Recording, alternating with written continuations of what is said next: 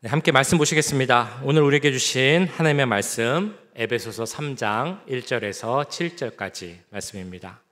신약 성경 312페이지에 있습니다. 에베소서 3장 1절에서 7절까지 말씀. 제가 먼저 읽고 한 절씩 교독하신 후에 마지막 절은 함께 읽도록 하겠습니다. 하나님의 말씀을 교독할 때 살아계신 하나님의 음성을 들으시기 바랍니다. 이러므로 그리스도 예수의 일로 너희 이방인을 위하여 갇힌 자 된 나 바울이 말하거니와 너희를 위하여 내게 주신 하나님의 그 은혜의 경륜을 너희가 들었을 터이라. 곧 계시로 내게 비밀을 알게 하신 것은 내가 먼저 간단히 기록함과 같으니 그것을 읽으면 내가 그리스도의 비밀을 깨달은 것을 너희가 알 수 있으리라. 이제 그의 거룩한 사도들과 선지자들에게 성령으로 나타내신 것 같이 다른 세대에서는 사람의 아들들에게 알리지 아니하셨으니 이는 이방인들이 복음으로 말미암아 그리스도 예수 안에서 함께 상속자가 되고 함께 지체가 되고 함께 약속에 참여하는 자가 됨이라. 이 복음을 위하여 그의 능력이 역사하시는 대로 내게 주신 하나님의 은혜의 선물을 따라 내가 일꾼이 되었노라. 아멘. 우리가 친구들 혹은 이웃들하고 이렇게 이야기하고 대화할 때 우리들의 호기심을 끄는 주제라면 단연코 비밀 이야기일 것입니다. 누군가가 와서 비밀이 하나 있어. 아무도 모르는 비밀인데 너만 알아야 돼. 다른 사람한테 이야기하면 안 돼. 이런 말로 시작을 하는 그 이야기가 있다면 그것은 우리가 참 재밌고 호기심이 가는 그런 이야기입니다. 우리가 대표적으로 그런 사례를 생각해 보면 대학교 다닐 때 그 커플들 보통 CC라고 하죠. 캠퍼스 커플이라고 해서 그 CC라는 이름을 붙이는 커플들이 있습니다. 근데 사실 우리들은 저희 같은 경우는 그 CC를 조금 다른 의미로 사용하기도 했습니다. 그래서 처치 커플이라고 해서 교회에서 만나는 그 많이 이제 또 커플들이 있잖아요. 그런 커플들을 CC라고 부르기도 했습니다. 그래서 한 가지 비밀을 알려드리면 저도 저희 아내와 CC였습니다. 교회에서 만나기도 했고 동시에 학교에서 만나기도 한 둘 다 겸하는 그런 CC였습니다. 학교에서 이제 처음 CC 캠퍼스 커플을 하게 되면 혹은 교회 커플을 하게 되면 많은 경우는 그것을 감추려고 합니다. 그러면서 친한 친구들한테 너희들만 알아? 이거 비밀이야. 아무도 알면 안 돼. 이렇게 하면서 사귀기 시작하죠. 자, 그런데 이렇게 비밀이야 라고 하면서 시작을 하지만 사실 그것을 시작하게 되면 너만 알아 라고 시작을 하게 되면 그것은 이미 우리만 아는 비밀이 아니고 많은 사람이 알게 되는 비밀이 되기 시작합니다. 야, 누구누구 사귄대 라는 그 소식은 금방 퍼져나가게 되죠. 비밀 아닌 비밀이 되게 됩니다. 혹시 나만 알고 있는 그런 비밀이 있으십니까? 남들이 알면 조금 창피해. 이건 말할 수 없어. 나만 알고 있어야 돼 하는 비밀이 혹시 있으신지 모르겠습니다. 그런 비밀이 있을 수도 있습니다. 정말 다른 사람은 모르고 나만 아는 비밀. 그런데 이런 비밀도 있죠. 다른 사람은 모른다고 생각하는데 나 빼고 다른 사람들 다 아는 그런 비밀도 있습니다. 비밀에는 그런 특징이 있는 것 같습니다. 이건 우리만 아는 비밀이야 라고 얘기하는 그 순간 그 비밀은 비밀이 아니게 된다는 것입니다. 이름을 붙여보면 비밀의 이중성이라고나 할까요? 비밀은 아는 사람만 알고 다른 사람만 몰라야 되는데 이미 우리끼리만 아는 것이야 라고 이야기하는 순간 비밀이 아닌 드러난 그런 이야기가 된다는 것입니다. 오늘 본문을 보시면 바로 이런 비밀의 이중성에 대해서 이야기를 합니다. 그 내용이 3절, 4절에 이렇게 나오죠. 곧 계시로 내게 비밀을 알게 하신 것은 내가 먼저 간단히 기록함과 같으니 그것을 읽으면 내가 그리스도의 비밀을 깨달은 것을 너희가 알 수 있으리라. 오늘 본문은 비밀에 관한 내용입니다. 특별한 비밀, 하나님의 비밀. 그런데 이 하나님의 비밀에 특성이 있다고 합니다. 이중성이 있다고 하는 거예요. 뭐냐면 말 그대로 특별한 비밀인데 특별한 비밀이 뭡니까? 정말 비밀, 아무도 모르는 그런 비밀이어야 하는데 이 하나님의 비밀은 특별한 비밀이면서 이미 많은 사람들에게 드러나고 알려진 그런 비밀이다라는 것을 본문에서는 이야기합니다. 자, 그러면 먼저 오늘 본문에서 사도 바울은 이 비밀이 왜 특별한 비밀, 감추어진 비밀, 아무나 알 수 없는 그런 비밀이라고 이야기를 할까요? 그 이유가 3절 앞부분에 이렇게 나옵니다. 곧 계시로 내게 비밀을 알게 하신 것은, 이 문장에 이것이 비밀인 이유가 나옵니다. 단어 하나로 알 수 있죠. 바로 그 앞에 나오는 계시라는 그 단어입니다. 이것이 비밀이라고 불리는 이유는 이것이 계시이기 때문입니다. 계시를 통해서만 알 수 있기 때문이죠. 사도 바울이 하나님의 비밀을 알게 된 데에는 사도 바울이 똑똑해서가 아닙니다. 공부를 많이 해서 스스로 연구하고 터득해서 이 하나님의 계시를 알게 되었다? 사도 바울은 그렇게 말하지 않습니다. 누군가가 정말 좋은 선생님이 이 사도 바울에게 계시가 무엇인지, 하나님의 비밀이 무엇인지 이야기를 해 주었기 때문에 내가 이 하나님의 비밀을 알게 되었다라고 말하지 않습니다. 이러한 하나님의 비밀은 오직 계시를 통해서만 알게 된다라고 말합니다. 바꿔 말하면 계시라는 것의 의미가 무엇인지 알아야 이것이 왜 비밀인지를 알게 된다라는 것입니다. 그럼 우리는 이런 질문을 생각해 봐야 되는 것이죠. 우리가 하나님을 알 수 있는 방법이 무엇입니까? 하나님은 우리가 어떻게 알 수 있습니까? 라는 것을 질문해야 됩니다. 우리가 하나님을 알 수 있습니까? 우리의 힘으로, 우리의 능력으로 하나님을 알 수 있는 지식은 절대로 가질 수가 없습니다. 우리는 하나님을 알 수가 없어요. 왜 그럴까요? 먼저 우리가 그렇게 생각하는 이유는 하나님과 우리는 존재적으로 다른 그런 존재이기 때문입니다. 하나님은 영이시잖아요. 우리는 물질입니다. 육체적 존재입니다. 그렇기 때문에 육체적 존재인 우리가 영이신 하나님을 알 수가 없습니다. 뿐만 아니라 하나님은 우리를 초월하시는 분이십니다. 우리의 생각, 우리의 능력, 우리의 모든 것을 초월하시는 분이 우리 하나님이시기 때문에 우리는 하나님을 절대로 알 수가 없습니다. 그러면 우리가 어떻게 하나님을 압니까? 우리는 하나님을 알고 있는데 유일한 방법이 있다라고 말합니다. 그건 뭐냐면 하나님께서 스스로의 모습을 드러내 알게 해주실 때, 우리에게 알려주실 때, 우리에게 그 모습을 보여주실 때 그만큼만 우리는 하나님을 알 수 있습니다. 그러니까 하나님이 보여주신 것 이상으로 우리가 하나님을 알 수 있다. 그 말은 당연히 틀린 말이 되게 되는 것이겠죠.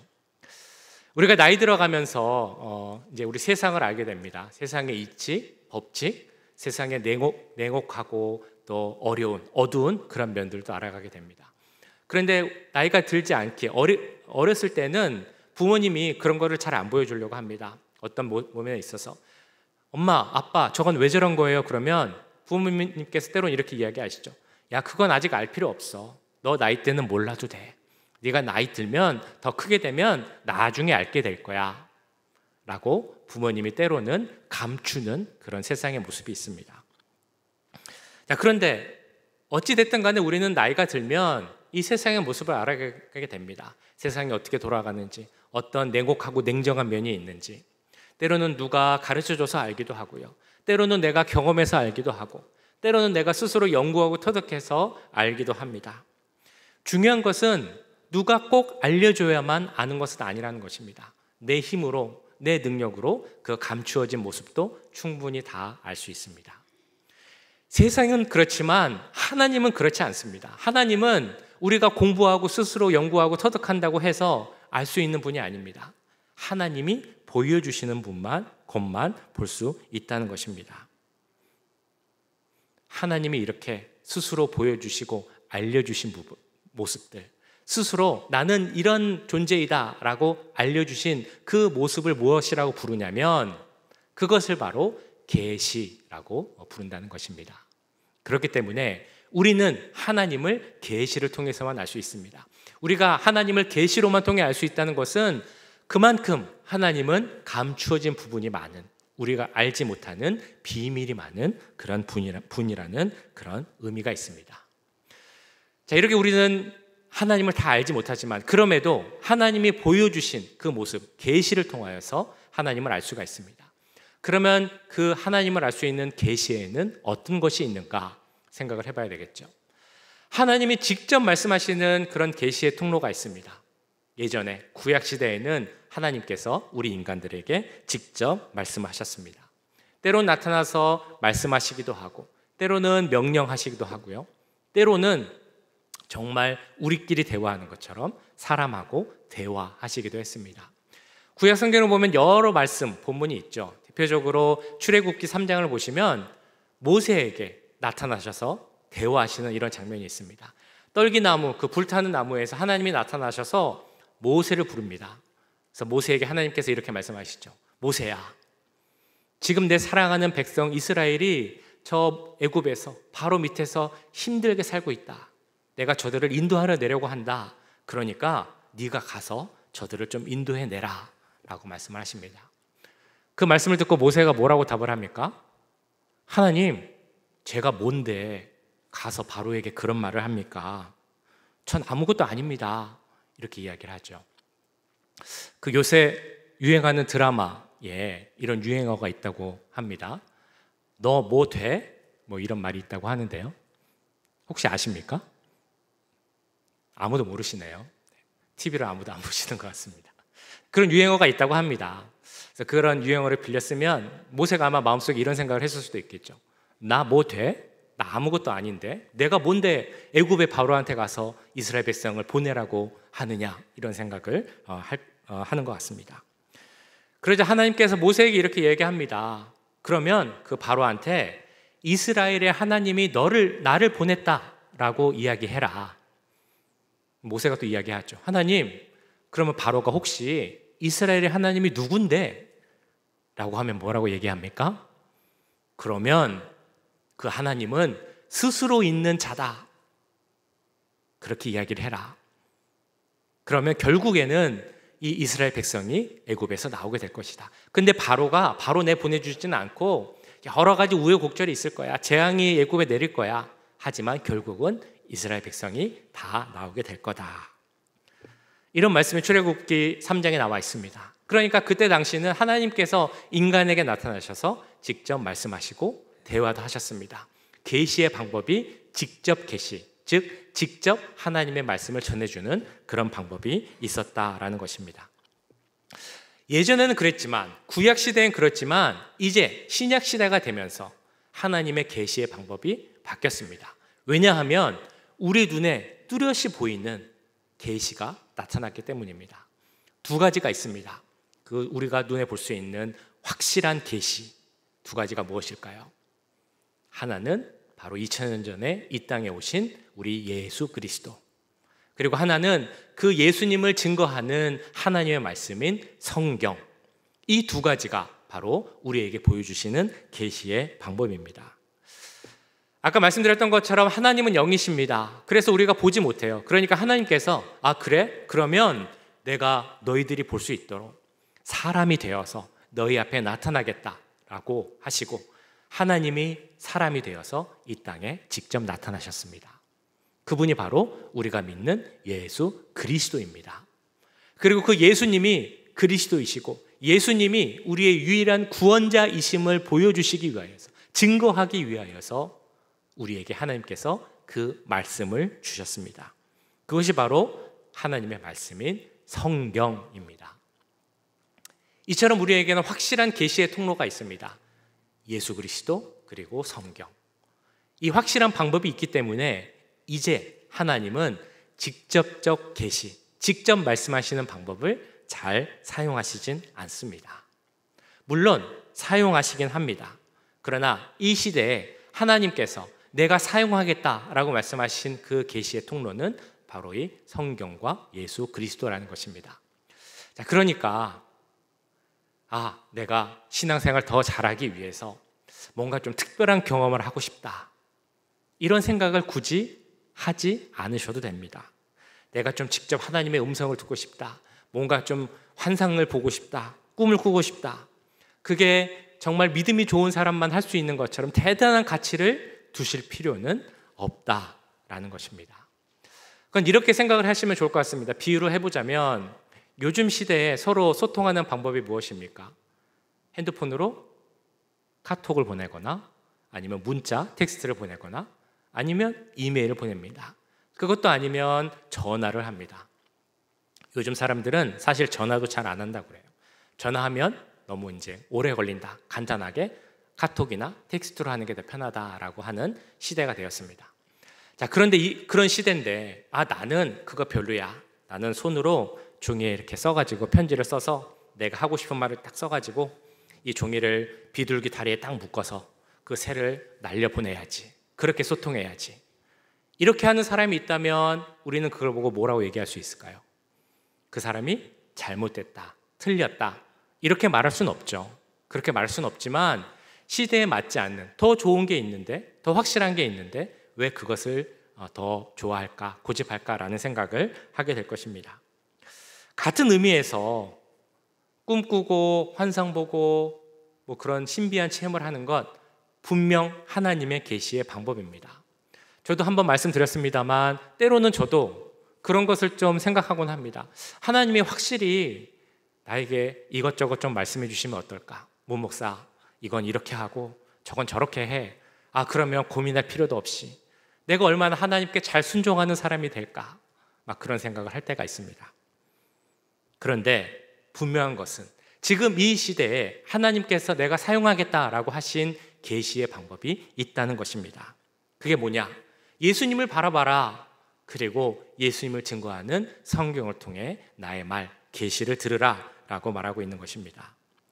우리가 성경을 보면 그를 통해서 하나님의 계시를 듣게 됩니다. 하나님의 뜻을 알아가게 됩니다. 그리고 성경을 통해 하나님이 주시는 그 마음의 소원으로 말미암아 내가 어떻게 해야 되는지, 어떻게 결정해야 되는지, 이럴 땐 이렇게 해야 되고 저럴 땐 저렇게 해야 되는지, 그것이 어떤 게 지혜로운 것인지를 알게 된다는 것입니다.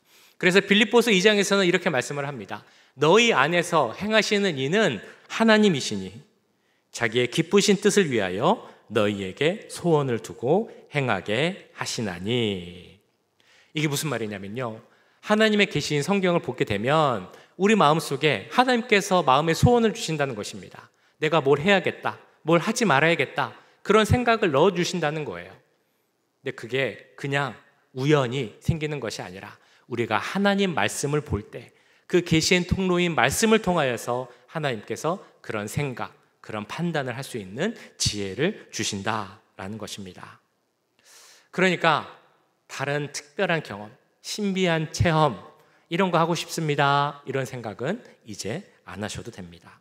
그 대신 내가 하나님 말씀을 통하여서 그 계시의 통로인 말씀을 통하여서 하나님의 비밀을 더 알고 싶습니다 라고 하시면서 더 말씀을 가까이 하시면 더 좋으실 줄 믿습니다. 그래서 하나님 말씀을 통하여서 그 계시, 하나님의 뜻을 알고 그 뜻대로 순종할 수 있는 우리 모두가 될 수 있기를 간절히 소원합니다. 네, 이처럼 하나님의 비밀은 계시를 통해서 알려주셔야만 우리가 알아갈 수 있는 것입니다. 그런데 비밀에는 이중성이 있다라고 말씀드렸죠. 오늘 나타난 본문도 그런 이중성이 있다라고 말씀드렸습니다. 이건 하나님의 비밀, 특별한 비밀인데 비밀이라는 것은 감춰야 되는데 그런데 이 비밀이 이미 드러나 있다라는 것입니다. 4절에서 아까 보셨습니다만 다시 보면 이렇게 이야기합니다. 그것을 읽으면 내가 그리스도의 비밀을 깨달은 것을 너희가 알 수 있으리라. 자, 여기 나오는 비밀, 우리가 알게 된 비밀은 더 이상 비밀이 아닙니다. 공공연한 비밀, 드러난 비밀이라고 할 수 있겠죠. 그래서 이 말씀에 나오는 비밀이라는 그 단어, 원어를 보면 무스테리온이라는 단어입니다. 이 무스테리온이라는 단어에서 우리가 쓰는 영어 단어 미스테리라는 단어가 나왔습니다. 많이 쓰는 단어죠. 미스테리. 뭐 영화나 드라마, 뭔가 추리 이런 것이 있을 때 미스테리라는 단어를 씁니다. 무스테리온이라는 단어에는 조금 특별한 의미가 있습니다. 비밀은 비밀인데 어떤 비밀이냐면 내가 꼭꼭 감추고 싸매서 아무도 모르면 좋겠을 그런 비밀을 의미하는 단어가 아니고 이것이 드러나서 잘 알려진, 그래서 말하지 않고는 견딜 수 없는 그런 의미의 비밀이 바로 이 무스테리온이라는 그런 단어입니다. 그러니까 지금 오늘 말씀 나오는 이 단어 무스테리온, 비밀이라는 단어는 하나님께서 갖고 계신 비밀인데 내가 이것을 꼭꼭 숨겨놓고 아무한테도 안 알려줄 거야, 이런 의미의 비밀이 아니라 꼭 말해서 많은 사람들이 알기를 원하는 그런 비밀이라는 것입니다. 그래서 학자들은 이 단어 비밀에 이렇게 이름을 붙입니다. 공공연한 비밀 혹은 이미 나타난 비밀.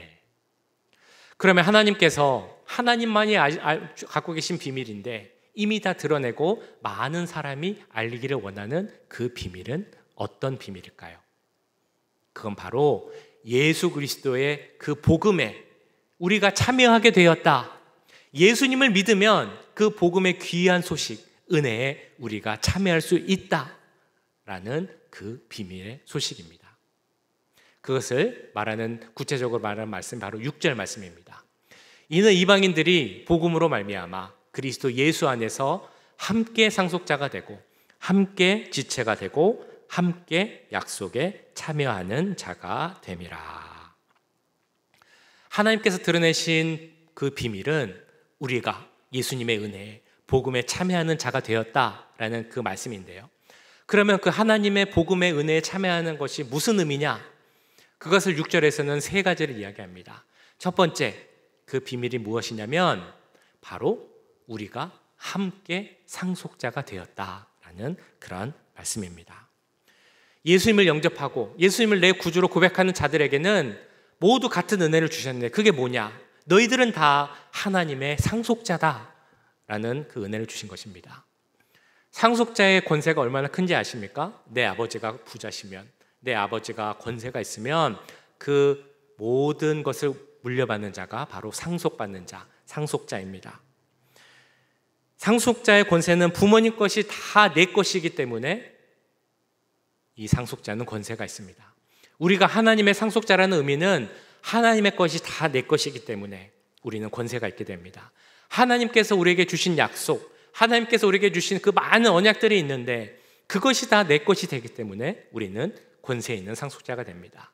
이 세상을 창조하신 하나님께 모든 것이 속해 있는데 그 모든 것을 소유하신 하나님의 그 모든 소유가 다 내 것이 되기 때문에 우리가 상속자가 된다는 것은 큰 의미와 권세가 있는 것입니다. 이 세상의 모든 것을 가지신 하나님께서 우리를 상속자로 인정해 주신다. 이것이 얼마나 크고 아름다운 비밀입니까? 관광객들이 함께 우리 동부에 있는 나이아가라 폭포에 갔다고 합니다. 저는 아직 가보지 못했습니다만 나이아가라 폭포에 가면 그것이 얼마나 절경이겠습니까? 그래서 어떤 사람이 그걸 보면서 이런 말을 했다고 합니다. 아, 저게 저렇게 아름다운데, 그래서 저걸 보러 이렇게 많은 관광객들이 오는데 누가 저거를 소유하고 있으면 얼마나 많은 돈을 벌 수 있을까? 얼마나 많은 관광 수입을 얻을 수 있을까라고 이야기를 했답니다. 근데 어떤 청년이 그 얘기를 듣고 있다가 그 사람들 앞에서 이렇게 이야기를 했습니다. 저 폭포는 제 아버지 것입니다. 저것은 우리 아버지의 소유입니다. 제가 바로 그 주인의 아들입니다 라고 얘기를 했습니다. 사람들이 듣고 어떤 사람들은 저 사람이 누구지? 라고 생각을 했고, 어떤 사람들은 저 청년이 좀 괜찮은가? 이상한 건 아닌가? 라는 생각을 했답니다. 어떤 사람이 또 이렇게 물었습니다. 자네 누군가? 누군데 자네 아버지가 저 나이아가라를 폭포를 소유했다고 하고 내가 그 아들입니다 라고 이야기를 하는가? 라고 물어봤더니 이 청년이 뭐라고 얘기했겠습니까? 제 아버지는 하나님입니다. 천지를 창조하신 그분이 저의 아버지입니다. 제가 그분의 상속자이기 때문에 저는 그분의 아들입니다. 아들이기 때문에 상속자입니다 라고 이야기를 했답니다. 그 이야기를 듣고 많은 사람들이 감동을 했다고 하는데요, 그 이야기를 한 사람이 누구냐? 우리 여기 가까이 있는 그 크리스탈 교회, 수정교회 예전에 있었던 로버트 슐러 목사님이 나이아가라 폭포에 가서 그런 이야기를 했다고 합니다. 혹시 이런 외침을 하실 수 있으시겠습니까? 하나님이 우리 아버지입니다. 나는 하나님의 상속자입니다. 그렇기 때문에 하나님의 것은 다 내 것입니다. 그렇게 외칠 수 있으시겠습니까? 이것이 바로 오늘 우리에게 드러내신 첫 번째 하나님의 비밀입니다. 두 번째 드러내신 비밀은 무엇이냐? 하나님께서 드러내셔서 누구든지 알 수 있게 된 비밀 두 번째는 바로 우리 모두가 그리스도 안에서 함께 지체가 되었다라는 그 비밀입니다. 우리가 지체가 되었다라는 말에는 이미 전제가 있죠. 우리는 한 몸이다. 왜냐하면 지체라는 말은 어떤 한 몸의 각 부분, 기관, 그 각각을 나타내는 그런 말이기 때문입니다. 지난 2장에서 보았죠. 하나님께서 그 육체로, 몸으로 그 중간에 막힌 담을 하셨다라는 말씀을 보았습니다. 그 말씀으로 말미암아 그 말씀대로 우리는 하나님과의 그 중간에 막힌 담이 다 헐어지게 되었습니다. 우리가 하나님과의 화평을 이루게 되었죠. 뿐만 아니라 중간에 그 막힌 담이 허물어짐으로 우리 인간 사이에 있던 모든 담들도 다 없어지게 되었고 우리 사이에 평화를 이루게 되었습니다. 예수님으로 말미암아 그 십자가 보혈로 말미암아 우리는 주 안에서 하나가 된 것입니다. 이것이 바로 두 번째 하나님께서 알려주신 계시의 비밀입니다. 주 안에서 누구에게나 드러낸, 그러나 주님을 통해서만 알 수 있고 이룰 수 있는 비밀, 바로 우리 모두가 주 안에서 하나가 되었고 각 지체가 되었다라는 그 비밀입니다. 그리고 마지막 세 번째 비밀은 바로 예수 그리스도 안에서 우리는 함께 약속에 참여하는 자가 되었다라는 그 비밀입니다. 약속에 참여하였다. 여기서 말씀하시는 약속은 어떤 약속이겠습니까? 바로 우리 모두가 나중에 죽게 될지라도 하나님의 능력으로, 십자가 보혈의 능력으로 예수님께서 부활하신 것처럼 우리도 부활하고 영생을 누릴 것이다 라는 그 약속에 함께 할 것이다 라는 그 비밀이라는 것입니다. 우리가 토요일 새벽 때 보고 있죠. 요한복음 11장에 나오는 나사로에 대한 말씀을 보았습니다.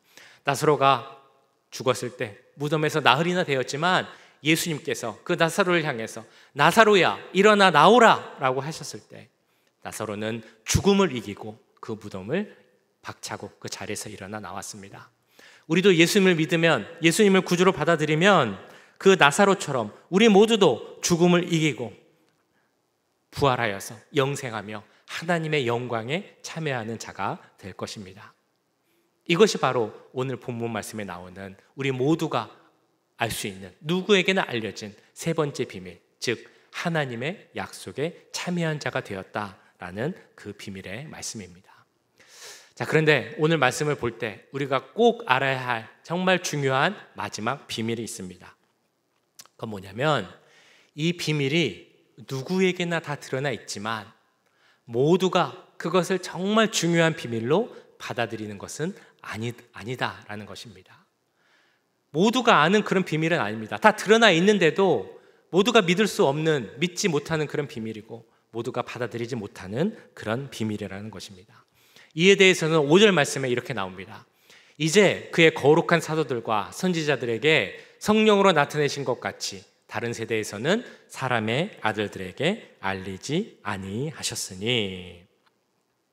자, 이 5절 말씀은 조금 우리가 주의해서 봐야 되는데요. 문자적으로 보면 이렇게 보여질 수도 있습니다. 어떤 세대에 어떤 특정한 사람한테만 이 비밀을 보여주시고 알려주셨다. 이렇게 읽혀질 수도 있습니다. 근데 그런 의미가 아닙니다. 그래서 이 말씀을 잘못 해석하면 어떤 특별한 사람, 어떤 특별한 집단에만 알려주시는 하나님의 비밀이 있다. 이렇게 보여줄 수 있습니다. 근데 그런 의미가 전혀 아니라는 것을 꼭 기억하셔야 됩니다. 혹시라도 나한테만, 우리 집단에만 하나님께서 어떤 비밀을 알려주셨다라는 이야기를 들으시면 아, 저거는 성경을 잘못 해석한 거구나 라는 생각을 꼭 하셔야 됩니다. 오늘 말씀을 바로 이해하기 위해서 주목해야 하는 단어가 있습니다. 그것은 바로 성령. 5절에 나오는 성령으로 나타내신 것 같이 라는 그 단어입니다. 이 말씀은 곧 어떤 의미냐면 우리가 이 비밀을 알게 되는 것, 그 비밀이 나를 위한 것인 것, 그 비밀을 통해 하나님을 더 잘 믿을 수 있게 하는 데에는 성령의 나타나심, 성령의 도우심이 필요하다라는 그런 의미입니다. 성령의 도우심이 없으면 우리는 할 수 없습니다. 성령의 도우심이 없으면 그 드러낸 비밀을 아무리 들어도 깨달을 수가 없습니다. 성령의 역사가 없으면 우리는 성경을 읽어도 그 성경에 나타난 하나님의 계시를 깨달을 수 없다는 것입니다. 그래서 고린도전서 2장에서는 성령의 역할에 대해서 이렇게 강조합니다. 하나님이 성령으로 이것을 우리에게 보이셨으니 성령은 모든 것, 곧 하나님의 깊은 것까지도 통달하시느니라. 다시 말씀드립니다만 이 하나님의 비밀은 감추어진 것인데 하나님께서 다 드러내셨습니다. 그런데 중요한 것은 이 드러낸 비밀이 나를 향한, 나를 위한 비밀이 되어야 한다는 것입니다. 이 비밀을 내 부모님을 위한 비밀, 내 자녀를 위한 비밀, 내 이웃을 위해 드러난 비밀, 혹은 옆에 계신 분들을, 우리 사랑하는 성도 옆에 계신 분들을 위한 비밀로 그쳐서는 안 됩니다. 이 드러낸 비밀은 바로 나를 위한 것임을 우리는 꼭 깨달아야 할 것입니다. 그를 위해 필요한 것이 뭐라고 말씀드렸습니까? 성령의 역사, 성령의 도우심이 필요합니다. 그렇기 때문에 혹시라도 내가 이 비밀을 알지만 그것이 나를 위한 것인지 아직 잘 모르겠다라는 생각이 들으신다면 꼭 성령의 도우심을 구하며 기도하셔야 됩니다. 하나님, 이 비밀, 하나님의 크신 비밀이 바로 나를 위한 것이라는 것을 깨닫게 해주세요. 그래서 내가 하나님의 상속자임을 깨닫게 하시고, 내가 하나님의 그 약속에 참여한 자임을 깨닫게 하시고, 바로 나를 위하여서, 그 비밀을 드러내기 위하여서 예수님께서 이 땅에 오시고 십자가에 못 박히셨다는 것을 제가 마음으로 믿게 해주세요. 꼭 간구하셔야 합니다. 여기 계신 모든 분들, 우리 사랑하는 성도님들, 꼭 이것을 기도하시기 바랍니다. 그래서 그 비밀이 나를 위한 것임을 고백할 수 있는 우리 모두가 될 수 있기를 주님의 이름으로 간절히 축원합니다.